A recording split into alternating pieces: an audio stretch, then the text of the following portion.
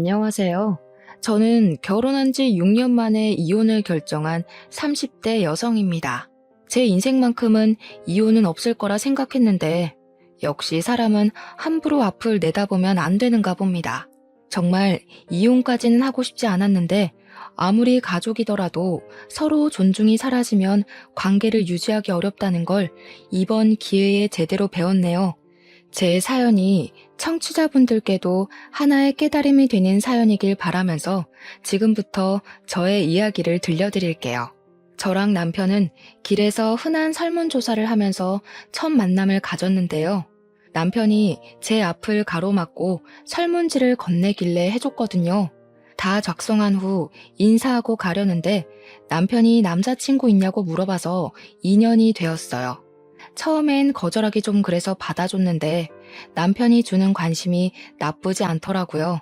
대화를 하면 할수록 잘 통해서 나중엔 누가 먼저랄 것도 없이 비등하게 서로를 좋아했습니다. 성격뿐만 아니라 가치관까지 잘 맞아서 결국 결혼도 약속하게 되었죠. 시부모님께 인사하러 가기 전에 남편이 먼저 시부모님에 대해 얘기를 해줬는데요.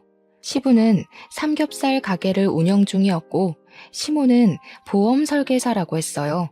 그 얘기를 듣는데 저희 부모님과 나이대가 비슷하신데도 여전히 일을 손 놓지 않고 있는 시부모님이 대단하게 느껴지더라고요. 그러나 한편으로는 걱정도 되었습니다. 저희 친정은 엄마 아빠가 이혼을 한 상태였거든요. 아빠랑은 아예 연락이 안 되었고 엄마는 제가 주는 생활비로만 지내고 계셔서 혹시라도 남편 집안에서 우리 집안 때문에 결혼을 반대할까봐 불안했어요. 그래서 남편에게 미리 저희 집안에 대해 얘기를 해줬습니다. 아빠가 질이 좀 안 좋은 사람이었다고, 엄마랑 이혼을 한 결정적인 이유가 도박 때문이었다고요. 그리고 아빠 빚 때문에 파산하게 된 우리 집을 저랑 엄마랑 아등바등 살면서 가세를 일으켰다는 것도 말했어요. 걱정 마. 우리 부모님 오히려 거저 먹으면서 자란 젊은이들을 더 싫어해. 온실 속 화초처럼 자란 사람들은 인정머리가 잘못되었다면서 젊을 때부터 이것저것 부딪혀보고 산 사람들은 생활에 임하는 태도가 다르다는데 그건 나도 좀 인정하는 부분이야. 남편은 그런 것에 전혀 개의치 않는 사람이었습니다. 제 형편을 알고도 저라는 사람 자체를 좋아해줬어요. 남편 말로는 내가 너무 걱정하는 것 같아서 시부모님한테 미리 언지를 했었대요. 근데 시부모님도 저희 집안 사정 알면서 오케이 했다더라고요. 남편 덕분에 한결 편한 마음으로 시부모님을 뵀는데 시부모님은 정말 저에 대해 무례한 질문 하나 없으셨고 오히려 저에게 좋은 걸 먹이고 싶어서 후하게 대접을 해주셨습니다. 그래서 저는 사실 이 결혼에 별 문제 없을 줄 알고 직진만 했어요.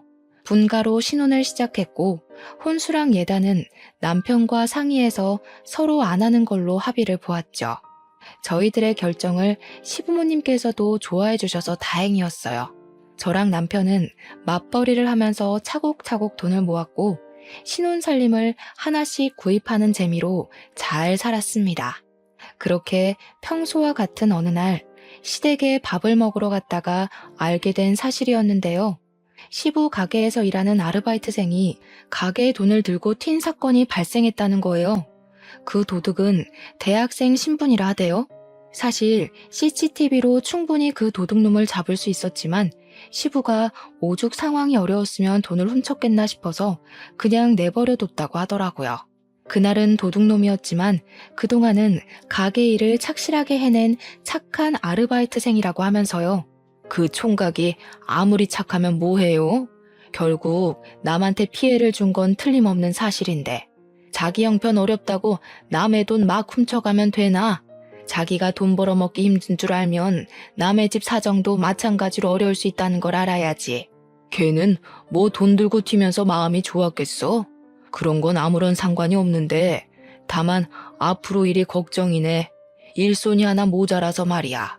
다른 아르바이트생 구하자니 오늘 같은 사고가 안 날 거란 보장도 없고 걱정이야. 그 소리를 듣고 저는 시부의 인품에 감탄을 했습니다. 저 같으면 당장 신고해서 혼쭐을 내줬을 것 같거든요. 여기까지 저는 분명 시부를 좋게 봤어요. 그 일로 인해 시부가 아르바이트생 구하기 힘들다고 고민을 하시길래 저 또한 시부의 걱정을 함께하며 요즘 세상 각박한 걸 대신 욕해드렸죠. 근데 그 상황에 갑자기 시모가 제게 황당한 제안을 하더라고요. 그 때문에 저는 더 이상 시부를 걱정해주지 못했고 오히려 시부모님을 향해 의심을 품었습니다. 내가 한 가지 괜찮은 방법이 있는데 세아가 그러지 말고 네가 일 그만두고 시애비 가게에서 일하는 거 어떠니? 우리가 월 200만 원은 챙겨줄 테니까 직원으로 들어와도 괜찮을 것 같은데 지금 하는 일은 팍팍할 거 아니냐. 가족이랑 같이 일하면 마음도 편하고 얼마나 좋아. 시모가 제게 이 말을 하자마자 뭔가 알겠더라고요. 시부모님은 아르바이트가 안 구해진다고 고민을 하셨지만 아르바이트를 구할 생각이 없으셨던 거예요. 신원 확실한 저를 설득시켜서 싼값에 일을 시키고 싶었던 거죠. 가족이랑 같이 일하면 마음이 편하다고요? 여러분이 생각하기에도 과연 그렇다고 보십니까? 친가족이랑 사업을 해도 싸우기 마련인데 시댁이랑 일을 하면 얼마나 말 못할 고충이 많겠어요. 모든 며느리가 멍청한 게 아니라면 시모가 선심 쓰듯 던진 제안이 얼마나 부당하고 수상쩍은 조건인지 느낄 수 있을 겁니다. 그리고 당시에 저 직장에서 세후로 300만 원 가량 받고 있었어요.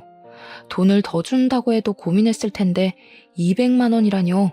가족이란 이유로 200만 원 주면서 얼마나 사람을 굴려먹으려고 그러나 싶은 생각이 들었어요.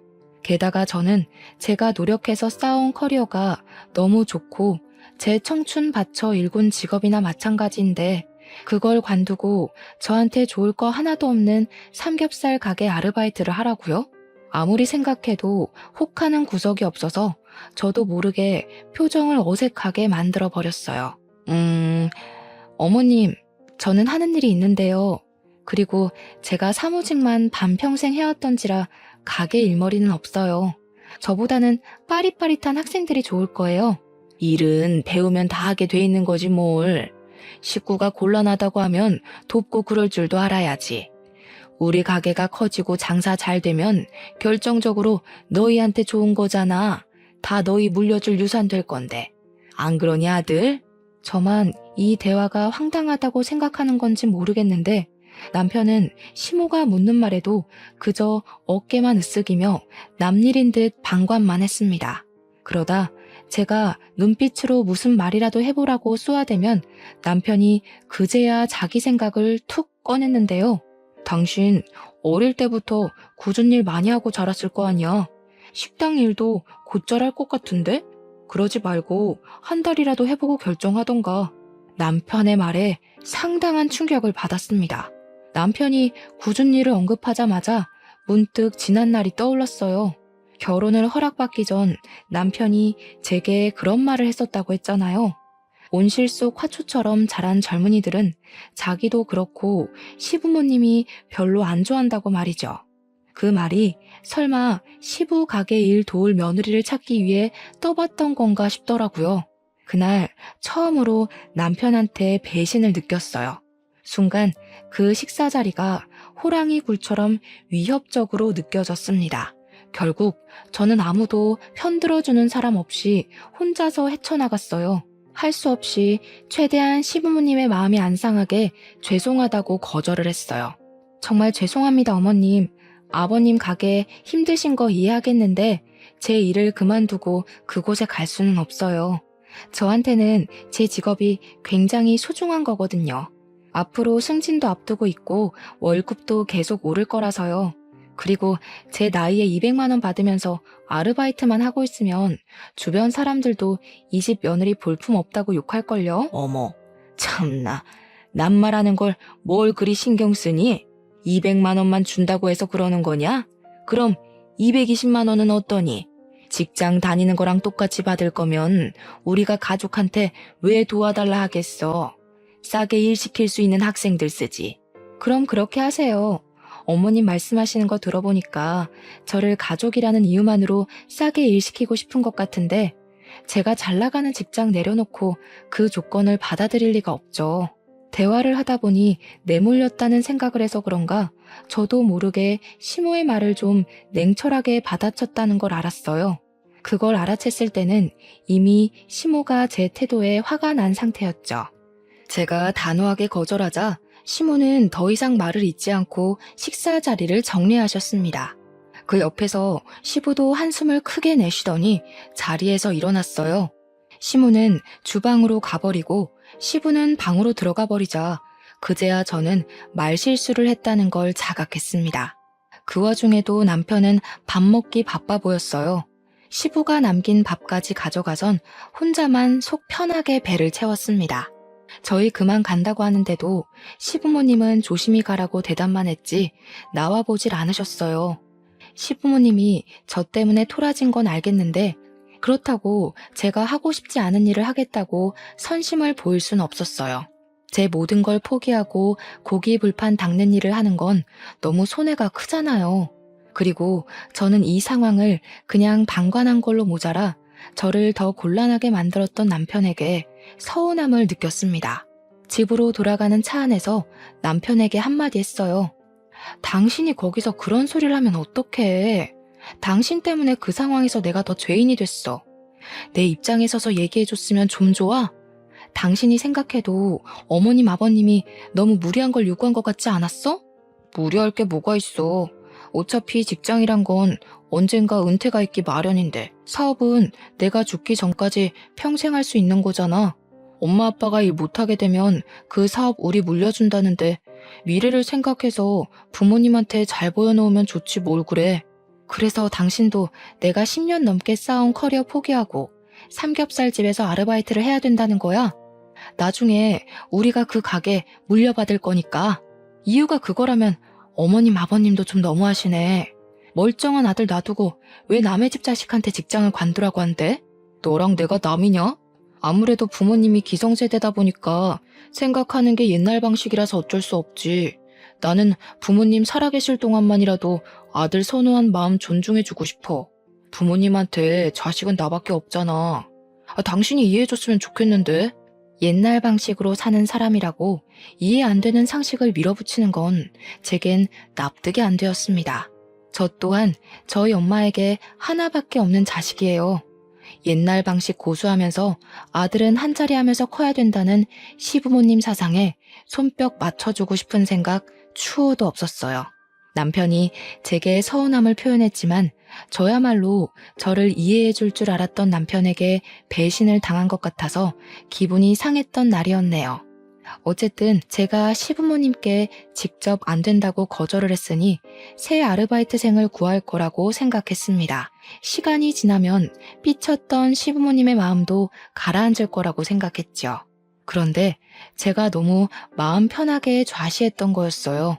그날이 있고 무려 4개월이 지났는데도 시댁을 방문할 때마다 시부모님은 저를 대면대면하였어요. 시모는 대놓고 제게 감정 상했다는 걸 차가운 말투로 표시했고 시부는 저한테 아예 말을 안 걸었습니다. 시모도 시모지만 시부가 원래 저를 딸처럼 많이 예뻐해 주셨던 분이거든요. 근데 아르바이트 거절했다고 저를 4개월째 투명인간 취급하시니 정말 난감하더라고요. 괜히 마음이 불편해서 저 또한 표정에 곤란함이 그득할 때면 시모가 그런 제 모습을 마주칠 때마다 꼭 가슴 후벼 파는 말을 한마디씩 툭 던지셨어요. 너도 참 독한 편인가 보구나. 가족일 좀 도와주면 될 걸 그게 그렇게 힘들어? 아니면 눈치가 없는 거냐? 우리가 이렇게까지 기분 상해 있으면 젊은 네가 먼저 다가와서 좀 져줄 수 있는 거 아니야? 우리랑 이렇게 지내는 거 불편하면 내 제안 다시 생각해보지 그러니. 네? 아직 아르바이트 안 구하신 거예요? 죄송하지만 어머님, 제 생각은 여전히 똑같아요. 어머님이랑 아버님이 백날 첫날 기다리고 여쭤보셔도 만족스러운 답을 못 드려요. 그러니까 아르바이트 구하세요. 너 보통 고집이 아니구나. 당분간 이 집 문턱 넘는 일 없도록 해라. 아무래도 내가 한동안은 네 꼴 보기 싫을 것 같다. 그래도 시부모님 기분 풀어주고자 일주일에 한 번은 시댁을 찾아왔었는데 그게 오히려 시부모님께 반감을 샀던 것 같았어요. 시부모님이 제가 먼저 아르바이트 하겠다고 말해주길 기다린 것 보면 저를 볼 때마다 그 생각만 하고 있었나 봅니다. 시간이 갈수록 시부모님이 주는 압박과 눈치는 점점 더 심해져서 저 결국 시모 말대로 시댁 가는 발걸음을 줄이게 되었고 어느 순간 저도 모르게 발길을 뚝 끊게 되었어요. 시댁과 화해를 하고 싶지만 당장은 제 얼굴을 보여주는 것이 그분들께 스트레스일 것 같아서 저도 조심했습니다. 그러나 아무리 사이가 안 좋더라도 시댁 행사는 가야 하잖아요. 제가 명색의 며느리인데 시부모님이 꼴 보기 싫다 했다고 시부모님 생신까지 안 챙기면 얼마나 눈치 없는 며느리가 되겠습니까? 시부 생신이라서 마침 시부가 좋아할 만한 선물 사주며 기분을 풀어주면 좋겠다고 생각했습니다. 그래서 저 정말 회사 반차까지 내면서 백화점에 가 신중하게 시부의 선물을 골랐어요. 남편이 뭐하러 그렇게까지 하냐고 그냥 용돈 주면 된다고 하길래 그건 뭔가 성의가 없는 것 같아서 꼭 선물을 해드리고 싶었어요. 그렇게 긴장되는 마음으로 오랜만에 시댁을 방문했습니다. 시부모님은 생신날이라 그런지 평소보다는 말투가 부드러웠어요.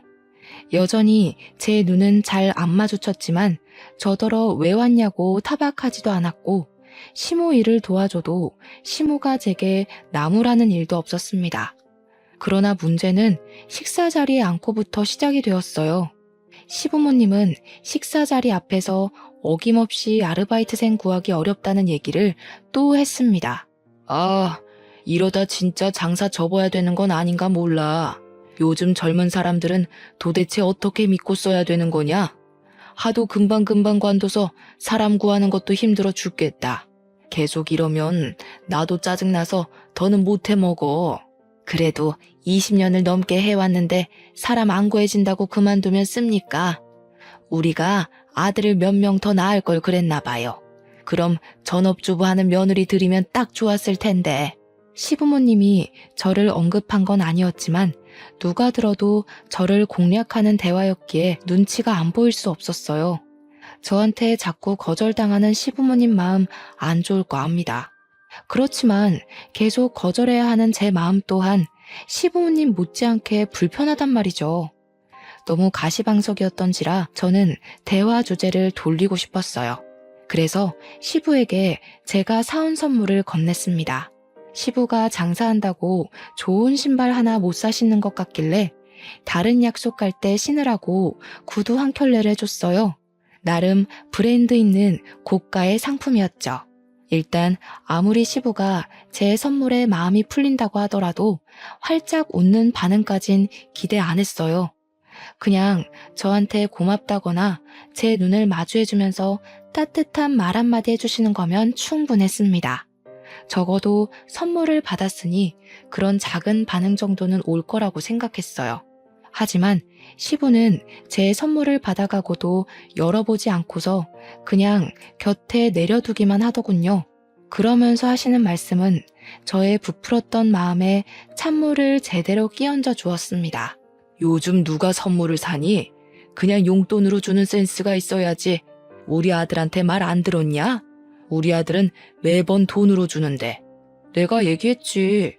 근데 와이프가 아빠한테 정성 보이고 싶다고 회사까지 빼고 백화점 가서 준비한 거야. 구두 꽤 비싸던데 엄청 신경 써서 산 거니까 말이라도 고맙다고 해줘. 쓸데없는 곳에 정성 보일 시간에 시가 집안이 어떻게 돌아가고 있는지 상황 파악부터 해보면 좀 좋냐. 누가 선물 바랬어? 장사하기 바빠 죽겠는데 구두는 무슨 구두. 누구 장사 말아먹으라고. 고사 지낼 일 있나? 내가 이거 신고 놀러갈 정도로 여유가 있었으면 아르바이트 때문에 골머리 앓고 있겠니? 시부는 아무래도 아르바이트 문제 때문에 저한테 단단히 화가 난 듯 했어요. 제가 시부의 일을 나서서 도와주겠다 하지 않는 이상 이건 풀릴 문제가 아닌 것 같았습니다. 그래도 신경 써서 시부모님의 마음을 풀어주고자 진심을 많이 기울였는데 시부한테 매정한 말을 들으니 정말로 속상하더라고요. 결국 저는 그날 먹은 음식을 제대로 체해버렸습니다. 집에 가서 화장실에서 하루 종일 토를 했는데 역류해서 눈물이 났다기보단 좀 서러워서 눈물이 났어요. 생각할수록 시부모님께 화가 나기까지 했습니다. 고작 아르바이트 하나 거절했다고 저는 한순간에 시댁에서 천하의 못된 며느리가 되어버렸어요. 이럴 수가 있는 일인가요? 그렇다고 제가 생각을 바꿀 것도 아니고 시부모님도 저를 배려해 줄 생각이 없고 어쩔 수 없이 저랑 시댁의 사이는 계속해서 멀어져 갔어요. 그때쯤엔 저도 시댁을 포기해버렸습니다. 그런 와중에 저희 엄마가 가벼운 수술을 받는 바람에 시댁 걱정은 제 머릿속에서 완전히 묻혔어요. 엄마가 어느 날 전화가 와서는 가슴이 아파서 병원 검사를 받고 간단한 수술을 하게 되었다고 급전 100만 원가량만 해달라고 하더라고요. 저는 망설이지 않고 바로 제 돈 100만 원을 내줬어요. 당연히 우리 엄마니까요. 저랑 남편은 각자 월급을 각자가 관리해서 어디에 쓰던 자유였거든요. 필요한 물건 있으면 그때그때 반씩 돈 맞춰서 구매를 했고요. 그래서 엄마 수술비로 100만 원 나갔다는 말은 굳이 남편한테 안 해도 되었는데 그냥 제가 말했습니다. 식구가 아파서 수술을 하는 건 서로 알고 있으면 괜찮을 것 같아서였죠. 남편도 저희 엄마 걱정해주면서 혹시 돈 더 필요하면 보태줄 테니까 말하라고 하더군요. 그러면서 병원에 입원해 있는 저희 엄마한테 따로 전화를 해 안부를 물어주었습니다. 여기까지는 괜찮았죠. 그런데 남편이 우리 엄마 아픈 걸 시모한테 말했나 보더라고요. 그때가 시부 생신 보내고 시댁을 안 찾아간 지 2개월은 되었을 때였어요. 그런데 어쩐 일인지 시모가 저희 신혼집을 찾아온 겁니다. 연락도 없이 오셔서 제가 퇴근하고 무방비한 상태로 시모를 마주했어요. 그것까진 이해해 줄 수 있는데 시모는 제가 마음에 안 드니까 그걸 어떻게든 표현하고 싶었나 봐요. 우리 엄마까지 안 좋게 보기 시작하더라고요. 우리가 어떻게 살고 있나 궁금해서 방문했다고 하는데 사실 시모가 찾아온 진짜 목적은 저에게 있는 것 같았습니다. 왜냐면 시모가 작정하고 제 속을 뒤집어 놓고자 우리 엄마 아픈 걸 언급했거든요. 그것도 아주 가볍게 말이죠. 수중에 100만 원도 없어서 딸한테 손을 벌리냐? 보니까 사돈이 딱 지 자식 발목 잡을 사람이네. 그 나이까지 돈도 안 벌고 뭐 했대? 아, 바깥 사돈이랑 안 좋게 이혼했다고 했지? 도박이랬니? 이래서 여자도 돈을 벌어야 된다는 거야. 기생충처럼 남편한테만 의지할 게 아니라. 저 그 소리 듣고 얼마나 놀랐는지 모릅니다. 어떻게 자식이 듣는 앞에서 부모를 기생충이라 표현할 수가 있나요? 시모가 여태 말을 빙빙 돌려서 사람 피말리며 차갑게 말한 적은 있어도 대놓고 사람 기분 나쁘라고 하는 말은 처음이었어요. 어떻게 사람이 저런 저렴한 멘트를 입에 담을 수가 있는 건지 어이가 없어서 저도 모르게 시모를 노려보았습니다. 그러자 시모가 제 표정을 딱 알아채고는 지금 째려보는 거냐고 콧방귀를 뀌더라고요. 내가 뭐 틀린 말 했니? 사돈하는 짓이 오죽 답답했으면 이러겠어? 너 생각을 해봐라. 다른 집 보험사들은 사돈 댁에서 보험 다 들어주고 한다는데 나는 사돈이 땡전 한 푼 없는 사상위 계층이라 도움도 못 받고 서럽지 않겠어? 그럼 이 정도 말은 할 수 있는 거지. 그런데 어딜 눈을 부라려? 어머님, 그만하세요. 자꾸 저희 엄마에 대해 함부로 말씀하시면 저도 어머님에 대해 함부로 얘기할 거예요. 제가 지금 얼마나 참고 있는지 안 보이세요? 뭐야? 그래서 나 협박하는 거냐? 네가 나한테 함부로 말하면 뭐 내가 쫄 것 같니? 내가 살아온 세월만 60년이 넘는다. 고작 내 나이 반밖에 안 살아본 네가 하늘같이 높은 어른을 협박한다고 그게 먹힐 것 같니? 하긴 어머님 말발이 하도 현란하고 뻔뻔해서 말로는 못 이기겠네요. 근데 다 늙은 몸뚱어리보다는 제 몸이 훨씬 뛰어날 거잖아요. 저도 어머님처럼 무례한 사람한테 말로만 덤빌 생각 없어요. 저는 시모가 앉아있는 가죽 소파로가 가죽 쿠션을 들고 시모의 가슴팍을 빠르게 후려쳤습니다.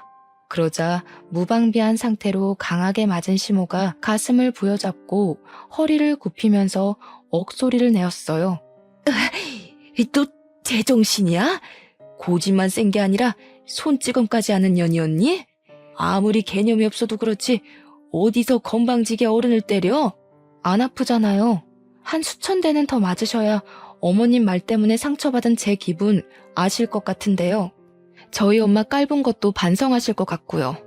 얼굴 맞기 싫으면 손 치우시죠. 이것이 뭘 잘못 처먹었나? 너 이거 내 아들한테 다 말할 거야. 절대 그냥 안 넘어갈라니까 당장 이혼 도장 준비해놔라. 네, 준비할게요. 그럼 이제 제 어머님도 아니시니까 우리 엄마 모욕한 아줌마 취급해도 되는 거죠? 전 생판 남한테는 자비가 없는 사람이라서요. 저는 그대로 가죽 쿠션을 시모 얼굴로 날렸습니다. 시모의 가슴팍을 후려쳤을 때보다 훨씬 감정을 담았고 센 힘으로 휘둘렀어요. 그러자 시모가 코를 부여잡더니 아까보다 더 고통스러운 소리를 빽 지르더군요. 한 대로 아쉬워서 제가 한 번 더 쿠션을 치켜들었더니 시모가 저를 밀치고 불이 나게 집을 박차고 나가버렸습니다. 그리고 저는 일이 커질 대로 커졌다는 걸 알았죠. 시모에게 당당히 이혼을 선언했으니 말 그대로 이혼을 해야 했습니다. 당연히 이 사실을 알았을 남편은 시모의 말만 들었을 테니 시모 편에 서서 제게 항의할 거라 예상을 했어요. 역시나 예상 적중이더군요. 남편은 집에 오자마자 저한테 삿대질을 하면서 성질을 내었습니다. 당신 우리 엄마 코피 터뜨렸다면서? 제정신이야? 어떻게 나이 많은 어른한테 손찌검을 할 수가 있어? 당신 그렇게 안 봤는데 예의라곤 말아먹은 사람이었어? 긴 말하지 말고 그냥 도장 찍자. 나도 우리 집 비렁뱅이라고 대놓고 비웃는 집이랑은 상종하기 싫어. 우리 엄마더러 기생충이네. 그러니까 이혼한 남편도 그 모양 그 꼴이지. 이런 욕하는 어머님을 내가 앞으로 어떻게 모시겠어? 남편은 시모가 우리 엄마를 모욕했는진 몰랐는지 제 말에 약간 당황했습니다. 저는 너무 분해서 눈물까지 흘렸어요. 남편에게 입장 바꿔 생각해보라고 내가 손찌검 끝까지 참았어야 했냐고 짜증을 내버렸습니다. 아무리 그래도 대화로 잘 풀면 되는 걸. 당신이 너무 섣불렀어. 우리 엄마 놀라서 알아누웠다고. 당신이 먼저 가서 사과하는 게 좋을 것 같은데. 그래. 이래서 내가 당신은 별로 설득 안 하고 싶다. 내가 사과를 왜 해? 이제 이혼하면 아무짝에 상관없는 사이인데 우리 엄마 아픈 걸로 깔보셨으니까 벌 받는 거라고 생각하라 그래. 뭐? 야, 이혼이 누구 집 개 이름이냐? 이혼은 무슨 이혼. 그냥 네가 가서 사과하면 다 해결될 문제야. 왜 매번 우리 부모님한테 져주질 않아? 꼭 어른을 이겨먹어야 되겠어? 반대로도 묻고 싶네. 꼭 자식 같은 젊은이를 이겨먹어야겠냐고. 나이 많다고 무조건 배려받기만 원하지 말고 먼저 선심을 보였어야지. 이혼하기 싫으면 어머님 보고 직접 와서 나한테 사과하라고 해. 우리 엄마 깔본 것도 정식으로 사과하라고 하고.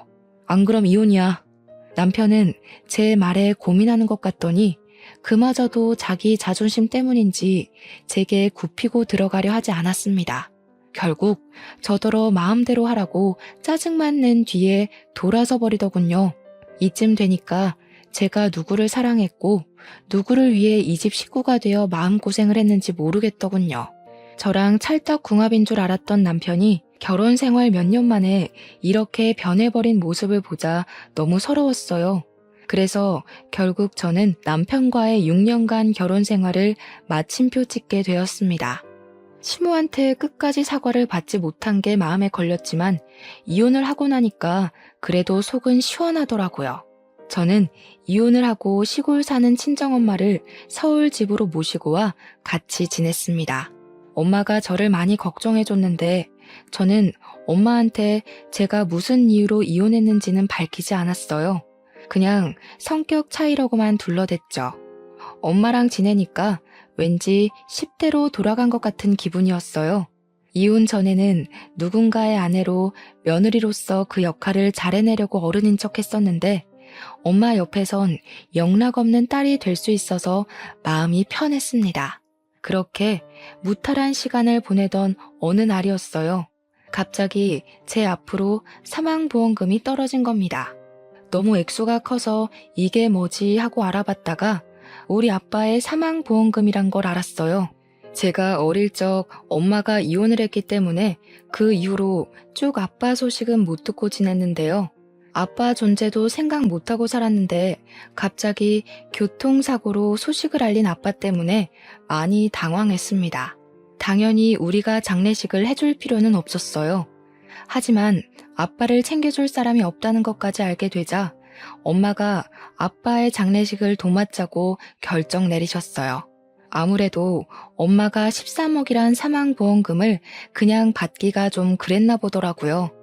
저는 엄마의 의견을 존중하여 아빠 3일장을 무사히 치러주었습니다. 그런데 저희가 당황할 일이 한 가지 더 남아 있었어요. 이미 13억이라는 보험금 수익자가 된 것만으로도 당황스러운데 아빠가 도박을 해서 돈을 딴 적이 있었나 봅니다. 아니 글쎄 아빠 앞으로 된 땅이 하나 있었더라고요. 그것마저 저한테 유산으로 돌아온 겁니다. 졸지에 평범한 직장인이었던 제게 땅이 생기고 억대 자산가 되었어요. 마치 복권 1등에 당첨된 것처럼 당황스러웠지만 저는 이걸 그동안 마음고생한 값이라 생각하고 받아들였습니다. 신혼집을 나오고 엄마랑 같이 월세에 살던 저는 엄마랑 둘이 살 집을 구하게 되었어요. 살면서 아파트를 매매로 들어가게 될 줄은 몰랐는데 그 꿈을 생각보다 빨리 이루게 되어 기뻤습니다. 새 집으로 이사를 간 저희는 이삿짐 정리로 정신이 없었어요. 그런데 엄마가 시골 사람이라 정이 많은데 굳이 신경 안 써도 되는 옆집에 자꾸 떡을 갖다 주라고 챙겨주는 겁니다. 엄마, 서울에서는 이런 거 안 해. 떡 주는 것도 옛날이나 고맙다고 받았지 요즘에는 이런 거 주면 의심만 받는다니까. 저는 2020년대에 떡을 갖다 주러 아파트 이웃집에 들르는 것이 민망해서 괜히 더 엄마한테 투덜거렸어요. 그러니 엄마가 세상 팍팍해진다고 덩달아 팍팍해지지 말라고 타박하더라고요. 저는 할 수 없이 떡을 들고 옆집 가서 초인종을 눌렀습니다. 그러자 웬 총각이 한 분 나왔는데요. 출근하는 길인지 가방을 챙겨 들고 있는 모습이었어요. 어리둥절해하는 총각에게 저는 쓸데없는 말 안 하고 바로 떡을 전해주었습니다. 혹시라도 안 좋은 기색을 보이면 어쩌나 걱정했는데 다행히도 총각이 엄청 고마워하더라고요. 예의상 고마워한 게 아니었어요. 고맙다는 말을 계속하면서 그걸 그 자리에서 입에 물더라니까요. 그리곤 그대로 손으로 들고 먹으면서 엘리베이터 타고 내려갔습니다. 그 뒤로 희한하게 그 총각이랑 자주 마주치게 되었어요. 떡을 주고받았으니 서로 안면은 이미 텄고 그러다 보니 가벼운 대화까지 많이 나누게 되었는데요. 신기하게도 그게 인연이 되어서 연락처를 주고받았지 뭡니까. 좀 친해지고 나서 보니까 남자 직업이 기자란 것도 알 수 있었어요. 그래서 밤낮 구분 없이 특종만 있으면 날아다닌다고 끼니를 잘 못 챙겨 먹더라고요. 제가 떡을 준 날도 12시간 밥을 굶은 상태였는데 마침 우리 엄마가 챙겨준 떡 덕분에 든든했다고 또 한 번 고마웠다고 했습니다. 그게 괜히 마음에 걸렸던 저는 엄마한테 옆집 이야기를 하다가 그분의 사정까지 말하게 되었는데요. 엄마가 집에 데려와서 밥 먹이자고 하대요. 그러려고 말한 것 아니었는데 솔직히 나쁘지 않은 제안 같아서 제가 그분께 엄마 말을 전달해 줬더니 사양 안 하고 바로 기뻐하는 거 있죠. 그때부터 그분은 정말 부지런히 저희 집 초인종을 눌렀습니다. 덕분에 집에서 심심하게만 했던 엄마는 옆집 총각 밥 해주는 재미로 살았어요. 본의 아니게 셋이서 겸상하는 날이 들어갔는데 그 정 때문인지 어느 날 기자분이 제게 마음이 있다고 고백을 했습니다. 그런데 저는 이혼녀잖아요. 저 또한 기자분에게 호감이 있었지만 이혼녀 꼬리표가 미안해서 그 감사한 마음을 받아주질 못했습니다. 근데요, 당황스럽게도 기자분이 제 이혼 사실을 알고 있더라고요. 알고도 제게 고백하는 거라고 엄청 당당하게 말하길래 어떻게 알고 있냐 했더니 엄마가 알려줬답니다. 저 몰래 총각한테 제 얘기를 많이 했나 보더라고요. 저랑 만나보라는 말까지 했다는 거 아니겠어요? 엄마 때문에 민망했지만 어쨌든 저는 그렇게 그 기자분이랑 사귀게 되었어요. 이혼을 하고 1년 만에 남자친구가 생긴 거죠. 남자친구가 생기고부터는 제 인생에서 아무기나 다름없었던 결혼의 기억이 많이 묻혔어요. 그래서 남자친구와 함께하는 시간이 더 좋았죠. 저는 남자친구에 대해 어느 정도 다 알았다고 생각했습니다. 근데 의외로 제가 몰랐던 부분이 남아 있었더라고요. 그건 겨우 묻어버렸던 지난 6년간의 결혼 생활이 한꺼번에 다시 생각났을 만큼 당황스러운 사실들이었어요. 어느 날 남자친구랑 같이 데이트한다고 연차를 내고 나름 멋을 부리며 들떠있던 날이었어요. 남자친구가 저한테 같이 가고 싶은 곳이 있다고 데려가 주더라고요. 그런데 그 방향이 매우 익숙한 방향이었고 또 아는 동네인 겁니다. 그때부터 제 눈이 아주 바쁘게 돌아갔어요. 설마 했는데 잊은 줄 알았던 시댁의 흔적이 있는 곳인 거 아니겠어요? 남자친구가 저를 데리고 간 동네는 바로 시부의 삼겹살 가게가 있는 곳이었습니다. 저는 남자친구한테 티를 내지도 못하고 눈치만 봤어요. 그리곤 우연히 전 시부의 삼겹살 가게 앞을 지나가게 되었을 때 그 내부를 슬쩍 엿봤습니다. 참 타이밍 좋게도 시부가 손님이랑 싸우고 있더라고요. 거짓말도 작작 쳐야지. 손님이 일부러 벌레 넣었는지 아닌지 내가 어떻게 알아요? 우리 매장에 CCTV도 없거든요. 그거 알고서 마음대로 벌레 넣은 거 아니야? 어머머, 말하는 것 좀 봐. 저 그렇게 한가한 사람 아니거든요. 사장이시면 빨리 환불이나 해달라고요. 환불 못 해줘요. 기분 나쁘면 인터넷에 올리든가 말든가. 분명 우리가 갖다 줄 땐 벌레 없었다고요. 나는 모르는 일입니다. 손님이랑 싸우고 있는 시부를 보면서 예나 지금이나 성질머리 참 여전하다는 생각을 했어요. 괜히 쳐다보다가 엮이고 싶지 않아서 남자친구를 일부러 덧끌며 다른 길로 가려고 했습니다. 그러나 마찬가지로 시부의 행실을 발견한 남자친구가 특종거리 같다면서 가게 입구 옆으로 몰래 숨어서 촬영하기 시작하더라고요. 너무 놀라서 남자친구한테 그러지 말라고 저지시켰지만 이미 늦어버린 후였어요. 시부가 아닌 시모한테 들키고 만 거죠. 시모는 제 남자친구를 향해 뭐 하는 놈이냐고 삿대질을 하다가 그 옆에 서 있는 저를 보고서 기겁하셨습니다. 어머 깜짝이야. 너 뭐야? 어디서 재수없게 또 얼굴을 비춰? 설마 뒤늦은 복수라도 하겠다는 거니? 시모의 돌발 행동에 남자친구랑 저랑 시모가 아는 사이라는 걸 눈치채버렸어요. 저한테 대놓고 묻길래 저도 굳이 숨길 필요 없어서 전 시모라고 얘기를 해주었습니다. 그러자 시모도 대강 우리 사이를 알아챈 것 같더라고요. 아이고, 그새 남자를 만났네. 거기도 조심하세요. 이 아가씨 땡전 한 푼 없는 사람이야.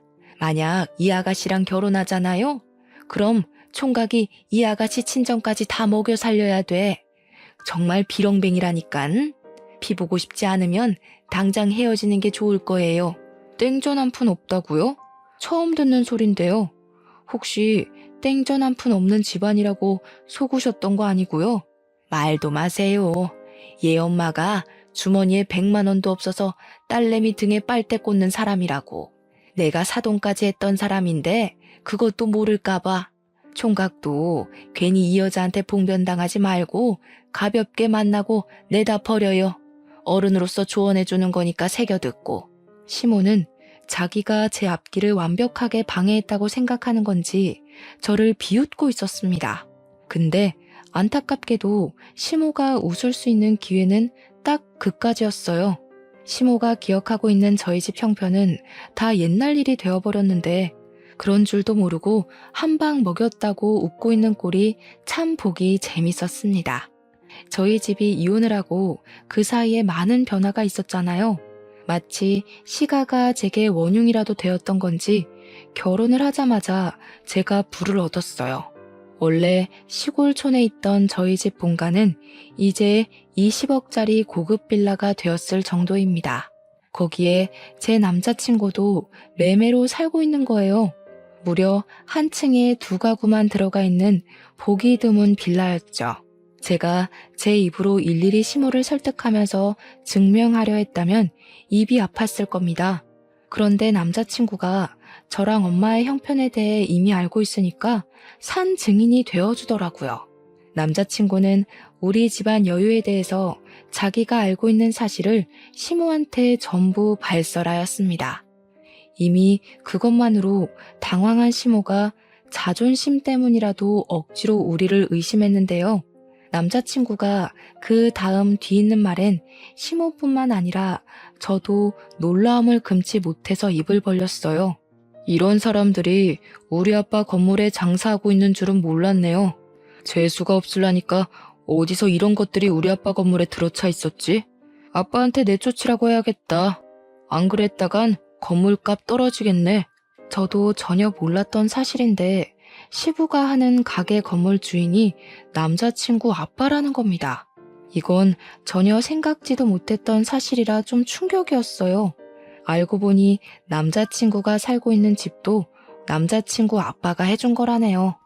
남자친구 아빠는 연 매출 1,000억을 쫓고 있는 중소브랜드 대표라고 합니다. 남자친구가 기자를 하고 있는 이유는 워낙 호기심이 많고 여기저기 쏘다니는 거 좋아해서 선택한 일이라고 했어요.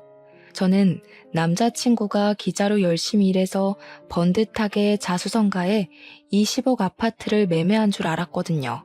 말로만 듣던 금수저, 아니 다이아 수저일 거라곤 상상도 못했습니다. 남자친구 재력에 당황해서 잠깐 잊고 있었던 시모를 슬쩍 봤더니 시모 또한 아차 싶었는지 얼굴까지 벌개져 있었어요. 남자친구가 태연하게 휴대폰으로 시부 가게를 찍기 시작하자 시모가 그제야 남자친구에게 살살 기기 시작했는데요. 저는 보란듯이 시모를 깔봐주었습니다. 어쩌나? 그놈의 입방정 때문에 남편이랑 아들 발목 잡게 생기셨네요. 그러게, 평소 좋은 마음 먹고 살았다면 얼마나 좋아요? 속내가 썩어 문드러졌으니까 얼굴에 죽음도 자글자글 하잖아요. 그새 더 늙으셨네. 그런 얼굴로 보험 팔면 사람들 다 도망가요. 그 사람이 우리 엄마를 깔봤던 것처럼 언젠가 한 번은 저도 그 사람을 깔보는 날이 왔으면도 싶었는데 그게 그날이 될 줄은 몰랐습니다. 저는 시모를 잔뜩 조롱해주고 남자친구와 함께 자리를 떴어요. 남자친구는 진짜 그 사람들을 자기 아빠한테 말해서 내쫓았다고 하더라고요. 그러면서 저더러 그 사람들이랑 한식구하느라 힘들었겠다고 위로를 해주는 거 있죠. 자기는 잠깐만 말 섞었는데도 내쫓고 싶을 만큼 숨이 막혔다면서 말이죠. 그 뒤로는 그 사람들 소식을 굳이 안 찾아봐서 모르겠는데 아마 빚에 전전하고 있지 않을까 싶어요. 저는 만나고 있는 남자친구와 결혼 전제로 만나는 건 아니에요. 좀 잘 맞고 잘 통한다고 해서 덜컥 결혼을 결심하는 건 어리석은 행동이란 걸 알아버렸거든요. 결혼을 하고 싶은 타이밍이 어떨 때 들어야 정답인 건지 아직은 모르겠지만 지금 만나고 있는 남자친구랑은 그저 모든 걸 신중하고 싶네요. 아무튼 이혼을 고민하고 계신 분들이나 한 번 정도는 이혼을 마음에 품어봤던 여러분들도 여러분들에게 가장 최선인 해답을 향해 나아갈 수 있었으면 좋겠습니다. 늘 행복하시고 소중한 시간 내어 관심 있게 들어주신 것도 감사합니다.